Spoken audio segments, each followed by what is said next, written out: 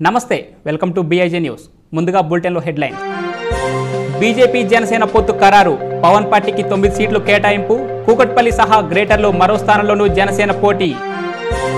Design కు అనుగుణంగా మేడిగడ్డ బ్యారేజీ నిర్మాణం జరగలేదన్న రేవంత్ రెడ్డి సీఎం కేసీఆర్ ధనదాహానికి నిదర్శనం మేడిగడ్డే అని ధ్వజం విజయసాయిరెడ్డిపై సుప్రీంకోర్టు చీఫ్ జస్టిస్ కు ఫిర్యాదు చేసిన పురంధేశ్వరి తన పదవులను అడ్డుపెట్టుకుని అక్రమాలకు పాల్పడుతున్నారని లేఖ స్టేషన్ గన్పూర్లో కడియంకు మద్దతుగా ప్రచారం చేస్తున్న రాజయ్య డప్పులు వాయిస్తూ డ్యాన్సులు చేస్తూ సందడి చేస్తున్న ఎమ్మెల్యే హైదరాబాద్ ఆఫ్ మారథాన్ను ప్రారంభించనున్న క్రికెట్ దిగ్గజం సచిన్ గచ్చిబౌలిలో జరిగే మారథాన్లో పాల్గొననున్న 8,000 మంది ఢిల్లీని కమ్మేసిన విషపూరిత పొగమంచు ఆందోళన వ్యక్తం చేస్తున్న వైద్యులు ఆటగాళ్ల ఆరోగ్యాన్ని దృష్టిలో ఉంచుకొని ట్రైనింగ్ సెషన్ను రద్దు చేసుకున్న బంగ్లా జట్టు ఇక డీటెయిల్స్ చూస్తే తెలంగాణ అసెంబ్లీ ఎన్నికల్లో ఉమ్మడిగా పోటీ చేయాలని బీజేపీ జనసేన పార్టీలు నిర్ణయించాయి కొన్ని రోజులుగా జరుగుతున్న చర్చలు కొలిక్కి వచ్చాయి తాజాగా రెండు పార్టీల మధ్య పొత్తు కుదిరింది పొత్తులో భాగంగా తెలంగాణలో 9 సీట్లను జనసేనకు కేటాయించినట్లు సమాచారం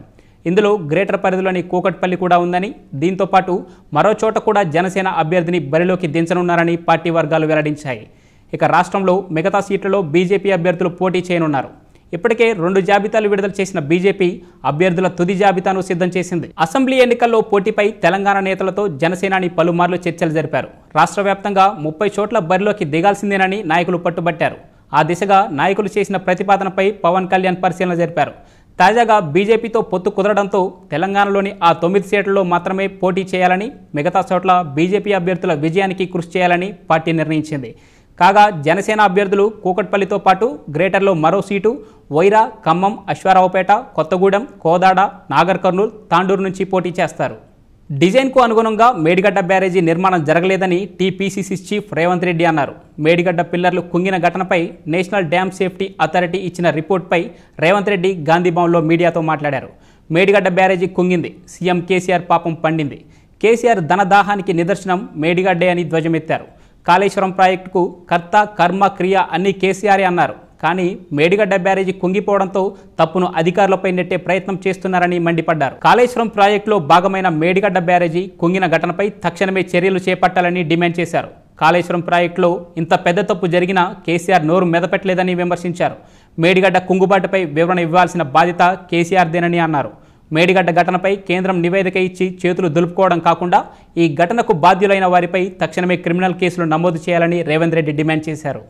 వైసీపీ రాజ్యసభ సభ్యులు విజయసాయిరెడ్డిపై సుప్రీంకోర్టు చీఫ్ జస్టిస్కు బీజేపీ రాష్ట్ర అధ్యక్షురాలు పురంధేశ్వరి లేఖ రాశారు విజయసాయిరెడ్డి తన పదవులను అడ్డుపెట్టుకుని అక్రమాలకు పాల్పడ్డారని లేఖలో పేర్కొన్నారు వెంటనే ఆయన బెయిల్ రద్దు చేయాలని పురంధేశ్వరి కోరారు విజయసాయిరెడ్డి పలువురిని బెదిరిస్తూ అక్రమాలకు దిగారని ఆరోపణలు ఉన్నాయని ఉత్తరాంధ్ర వైసీపీ ఇన్ఛార్జిగా ఉన్న సమయంలో కడప గూండాలను దించి అక్కడ భూ అక్రమాలకు పాల్పడ్డారని లేఖలో పురంధేశ్వరి తెలిపారు అంతేకాక వివేకానందరెడ్డి హత్య జరిగిన సమయంలో ఆయన గుండెపోటుతో మరణించారని ప్రజలను తప్పుదోవ పట్టించారని ఆయనపై ఉన్న కేసుల వివరాలను పేర్కొంటూ వెంటనే విజయసాయిరెడ్డి బెయిల్ రద్దు చేయాలని సుప్రీంకోర్టు చీఫ్ జస్టిస్కు రాసిన లేఖలో పురంధేశ్వరి కోరారు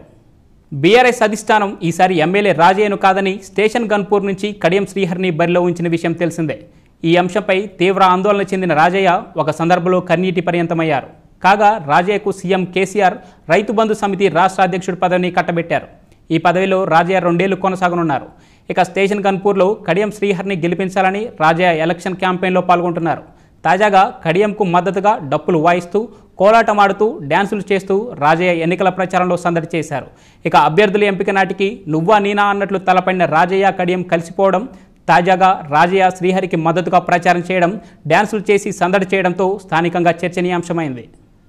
టీమిండియా క్రికెట్ దిగ్గజం సచిన్ టెండూల్కర్ రేపు హైదరాబాద్ రానున్నారు ఎన్ఈబీ స్పోర్ట్స్ ఆధ్వర్యంలో గచ్చిబౌలి స్టేడియంలో రేపు తెల్లవారుజామున జరగనున్న మారథాన్కు సచిన్ ముఖ్య అతిథిగా హాజరై జెండా ఊపి ప్రారంభించనున్నారు ఈ మారథాన్లో మొత్తం 8,000 మంది రన్నర్లు పాల్గొంటారు 3 విభాగాలుగా జరిగే ఈవెంట్లో ఉదయం 5 గంటల 15 నిమిషాలకు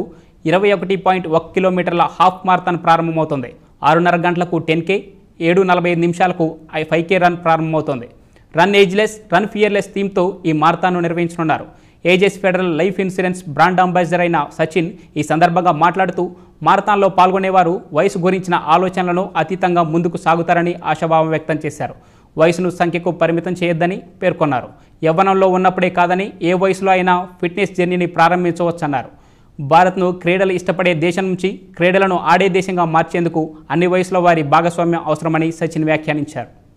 దేశ రాజధాని ఢిల్లీ కాలుష్య కోరల మధ్య నలిగిపోతుంది. వరుసగా మూడో రోజు వాయు కాలుష్యం అతి తీవ్ర స్థాయిలోనే ఉంది. ఈ ఉదయం వాయు నాణ్యత సూచి AQI 504కు చేరింది. అయితే జహంగీర్పురి ప్రాంతంలో ఈ సూచి 702, సోనియా విహార్లో 618కి పడిపోవడం పరిస్థితి తీవ్రతను వెల్లడి చేస్తోంది. విషపూరిత పొగమంచు దేశ రాజధానిని కమ్మేసింది. ప్రస్తుతం భారత్ వన్డే ప్రపంచ కప్కు ఆతిథ్యం ఇస్తోంది. ICC షెడ్యూల్ ప్రకారం నవంబర్ 6న ఢిల్లీ వేదికగా మ్యాచ్ జరగనుంది. బంగ్లాదేశ్, శ్రీలంక జట్లు తలపడనున్నాయి. ఇందుకోసం ఇప్పటికే ఇరు జట్లు ఢిల్లీ చేరుకున్నాయి. అయితే కాలుష్య తీవ్రత కారణంగా ఆటగాళ్ల ఆరోగ్యాన్ని దృష్టిలో ఉంచుకొని బంగ్లా జట్టు ట్రైనింగ్ సెషన్ను రద్దు చేసుకుంది. ఢిల్లీలో విషవాయువుల గాఢత ప్రపంచ ఆరోగ్య సంస్థ పరిమితుల కంటే 80 రెట్లు ఎక్కువగా ఉండటంతో వైద్యులు ఆందోళన వ్యక్తం చేస్తున్నారు. కాలుష్యం కారణంగా ఢిల్లీలో దగ్గు, జలుబు, గొంతు నొప్పి ఇన్ఫెక్షన్లతో, కంటి దురదతో ఆసుపత్రులకు వచ్చే వారి సంఖ్య గణనీయంగా పెరిగిందని వైద్యులు తెలిపారు. ఇక ఇవి బులెటిన్ అప్డేట్స్. చూస్తూనే ఉండండి BIJ న్యూస్.